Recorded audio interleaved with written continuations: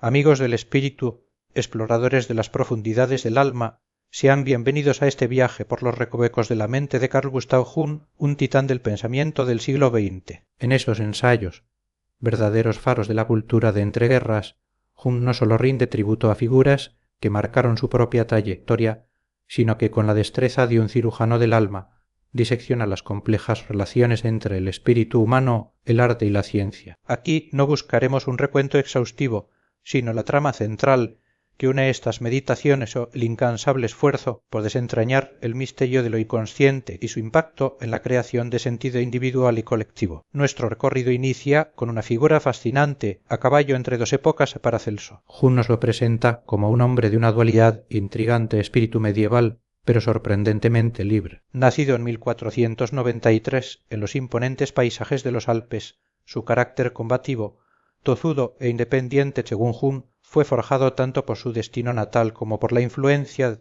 de un padre resentido y desposeído. Paracelso, de baja estatura y aspecto enfermizo, compensó estas debilidades con una espada desproporcionada y una voluntad férrea, embarcándose en viajes novelescos por Europa, África y Asia, donde, según la leyenda, desveló grandes secretos. Era un self-made man cuya divisa, no sea de otro quien pueda ser su propio dueño, resonaba con la independencia suiza. Su paso por Basilea, como médico municipal, estuvo marcado por el conflicto, escandalizó a la academia al enseñar en alemán y a la sociedad al vestir como obrero, ganándose el desprecio de sus colegas por su temperamento arrogante y su crítica feroz a la medicina establecida. A partir de los 38 años, la obra de Paracelso experimenta un giro hacia lo filosófico, o más bien, lo gnóstico. Jung destaca su sorprendente catolicismo, coexistiendo con una filosofía pagana que para él era un hecho tan natural que no generaba conflicto. Aquí reside una característica clave de la época, la coexistencia de cajones estancos en la psique,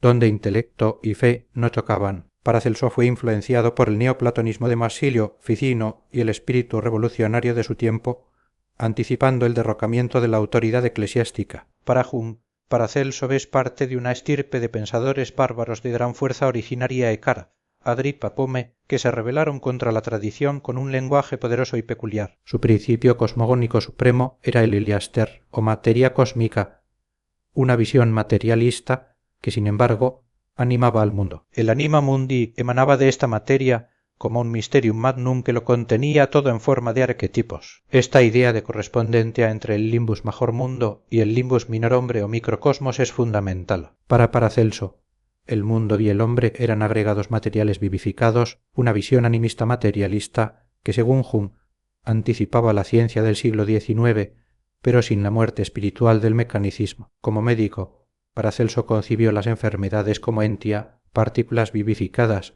un crecimiento natural, algo espiritual, vivo, una semilla, no un cuerpo extraño. El médico, por tanto, debía ser un alquimista, un astrólogo y un filósofo. La alquimia era esencial para fabricar remedios arcanos y diagnosticar analogías entre enfermedades humanas y minerales. La astrología le permitía al médico reconocer el cielo interior o astrum incorpore, un firmamento endosomático que reflejaba la constelación natal y que, como el cielo exterior, influía en la salud y la enfermedad e incluso en la terapia. La lumen naturae, la luz de la naturaleza, era la fuente de conocimiento para el médico, quien debía ser un teoricus medicus capaz de hablar desde Dios e interpretar los signos de la naturaleza. La medicina, para Paracelso, requería, ante todo, misericordia y amor, valores que Jung resalta como esenciales para la verdadera curación y que lo sitúan como un pionero de la medicina psicosomática. Jung ve en Paracelso un puente entre la escolástica medieval y el materialismo moderno, un precursor de la era del alma. Pasamos ahora a otro pilar de la psicología, Sigmund Freud, a quien Jung considera un fenómeno histórico-cultural y un gran destructor. Freud emerge al final de la era victoriana, una época de intensa represión moral y social, donde los valores culturales se utilizaban para enmascarar una realidad burguesa e hipócrita. Jung alaba a Freud por su pasión de ilustrado y su frase volteriana «Écrasez, el infame aplastad a la infame», reconociendo su mérito histórico en derribar ídolos falsos y exponer la podredumbre del alma contemporánea con su doctrina de la represión de la sexualidad infantil. Su trabajo forzó a la sociedad a confrontar las fijaciones incestuosas y la supuesta inocencia infantil, desvelando la falsedad detrás de muchos valores sagrados como la maternidad. Sin embargo, Jung critica la unilateralidad y el reduccionismo de Freud. Su método, aunque valioso para desentrañar neurosis y psicopatologías como la interpretación de los sueños,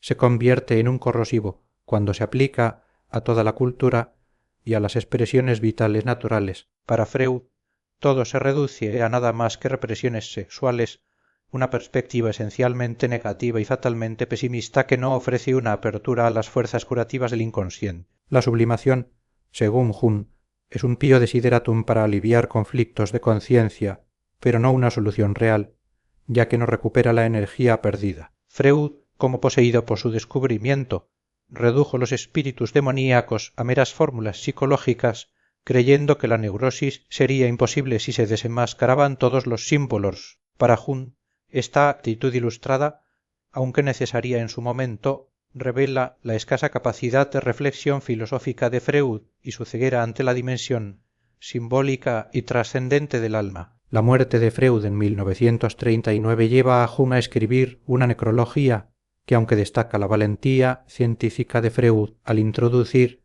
el inconsciente en el debate serio y enriquecer la medicina con un método para el alma individual, reitera las limitaciones de su visión. Freud fue un neurólogo que nunca dejó de ver el alma a través del lente de la patología. Su inspiración en Charcot y Brewer lo llevó a la teoría del trauma sexual y la represión, pero su actitud esencialmente negativa no veía la enfermedad como un intento fallido de curación o los sueños como presagios. Freud fue un gran destructor, necesario para despertar una sana suspicacia contra la podredumbre del siglo XIX, pero su psicología, anclada en el materialismo de su época, no ofrecía un sustituto para la sustancia perdida ni un programa hacia adelante. Su visión era retrospectiva, buscando solo las causas, no el sentido o la finalidad. Para Jung, Freud fue un personaje profético que anunció la gigantomaquia de su tiempo, obligando a cuestionar los valores más altos, pero que trágicamente se volvió víctima de su propia posesión intelectual. De la mano de Richard Wilhelm, Jung nos introduce a una visión diferente, un puente entre Oriente y Occidente. Wilhelm, sinólogo y traductor de Lichín, es elogiado por su maternidad espiritual y su capacidad de penetrar el espíritu oriental sin prejuicios europeos. Su traducción de Lichín fue crucial para Jung, revelando una obra antigua y viva que encarnaba el espíritu de la cultura china. La esencia de Lichín radica en un principio que Jung denominó sincronicidad, una correlación de acontecimientos no causales, es decir, fenómenos psicológicos paralelos imposibles de explicar causalmente, pero unidos por su simultaneidad y significado. Este principio, que la ciencia occidental no ha sabido nombrar, es fundamental en el pensamiento chino y se manifiesta en el I Ching y la astrología. Wilhelm no solo nos trajo la sabiduría oriental, sino la semilla viva del espíritu chino, capaz de modificar nuestra visión del mundo y superar el racionalismo causal. Jung advierte contra la imitación ciega, enfatizando que la sabiduría oriental debe ser una ayuda en un trabajo al que aún debemos enfrentarnos o dominar nuestra propia sabiduría europea y confrontar nuestra realidad. El espíritu de Oriente, con su simbología, está ante portas, y es tarea del hombre moderno integrar esta luz nueva para sanar nuestra miseria espiritual, volviendo la mirada hacia el Tao como el sentido que debe traducirse en vida. Los ensayos sobre el arte poético y su relación con la psicología analítica, así como los dedicados a Joyce y Picasso, ilustran la aplicación de las ideas de Jung. Distingue claramente que la psicología puede analizar el proceso pesítico de la creación artística, pero no la esencia del arte mismo. Para Jung, el arte es una actividad suprapersonal que se eleva por encima de lo meramente personal. Propone dos modos de creación artística. Uno, modo psicológico, el autor crea conscientemente a partir de experiencias humanas, conocidas pasiones, destinos cotidianos, buscando la claridad y la persuasión. Aquí, el creador ya ha asumido la tarea del psicólogo y la obra se explica por sí misma. Ejemplo, la primera parte de Fausto. 2. Modo visionario, la materia emerge de profundidades desconocidas, de tiempos anteriores al hombre o de mundos sobrehumanos, irrumpiendo en la conciencia del artista de manera involuntaria, a menudo perturbadora y enigmática. Aquí la obra se impone al autor que se siente un mero instrumento. Esta creación está cargada de símbolos que requieren interpretación. Ejemplo, la segunda parte de Fausto, Zaratustra, obras de Blake. Este modo visionario bebe de lo inconsciente colectivo, de las imágenes primigenias o arquetipos que compensan la unilateralidad de la consciencia individual o colectiva de una época. La gran poesía, para Jung, es un mensaje para los contemporáneos que colma las necesidades anímicas del pueblo ofreciendo metáforas para la adaptación espiritual. Rechaza la patologización del arte visionario, afirmando que sólo un arte meramente personal debería ser tratado como neurosis. La obra de arte es, en este sentido, un proceso de autorregulación espiritual de las naciones y épocas. En su monólogo sobre el Ulises de James Joyce, Jung se enfrenta a una obra que inicialmente le genera irritación y aburrimiento nocivo. Lo describe como un torrente caótico de acontecimientos anímicos y físicos, una vacuidad infernal que degrada la belleza y el sentido. Sin embargo, Jung, aplicando su método de autoanálisis, la irritación significa, aún no has visto lo que hay detrás, comienza a desentrañar su sentido. Ve en Ulises un arte cubista, que diluye la realidad en una imagen compleja, reflejo de una melancolía de la objetividad abstracta y una atrofia del sentimiento de su época, la fragmentación, la ausencia de puntuación, la monotonía en la inaudita variedad, la degradación de la belleza.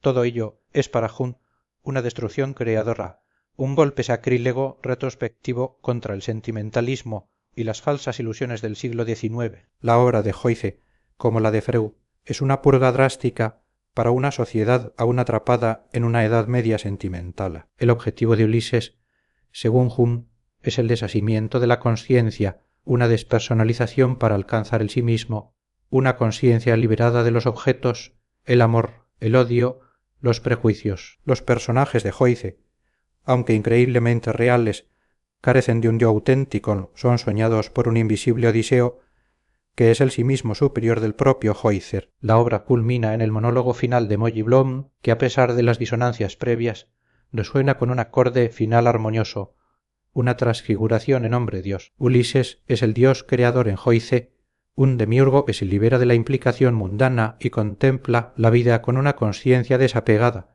un exercitium, un ritual alquímico para destilar la nueva conciencia del mundo. Finalmente, en Picasso, Jung también detecta una analogía con las representaciones simbólicas de sus pacientes. El arte no figurativo de Picasso extrae su contenido del interior inconsciente, un interior que se oculta detrás de la conciencia. Sus cuadros, que se distancian del objeto empírico, revelan un carácter desgarrado, con líneas de fractura que expresan una disgregación mortal. La progresión de la obra de Picasso, desde sus cuadros azules el azul de la noche, del submundo, la nectia o descenso al inconsciente hasta las formas grotescas y primitivas, representa un viaje por la historia del alma de la humanidad. El motivo del arlequín, un viejo dios cetónico, es para Jung el psicopompo que guía este descenso iniciático. El objetivo de esta catabasi 6 Antron es restaurar al hombre como un todo, confrontando la naturaleza antagónica y los pares de opuestos. Las imágenes de Picasso reflejan esta aproximación de opuestos o claroscuro, masculino-femenino. Para Jung, la obra de Picasso es un drama interior que madura hasta una cima antes de la peripecia, un acto creador que, aunque peligroso, es necesario para la época, anticipando una descomposición y una necesaria renovación. En síntesis, Carl Gustav Jung, a través de estos ensayos, se erige como un guardián del espíritu, nos invita a trascender la visión reduccionista, a abrazar la complejidad del alma humana y a reconocer la profunda interconexión entre lo individual y lo colectivo, entre el inconsciente y la cultura. Nos muestra que el arte y la ciencia, en sus más altas expresiones, no son meros productos de la personalidad, sino manifestaciones simbólicas de un inconsciente colectivo que busca, a través de sus creadores, la autoconciencia y la sanación del espíritu de una época. La luz de la naturaleza paracelsiana, la destrucción freudiana, la sincronicidad wilhelmiana y la visión artística de Joyce y Picasso son todas facetas de la misma búsqueda del sentido en un mundo en constante transformación.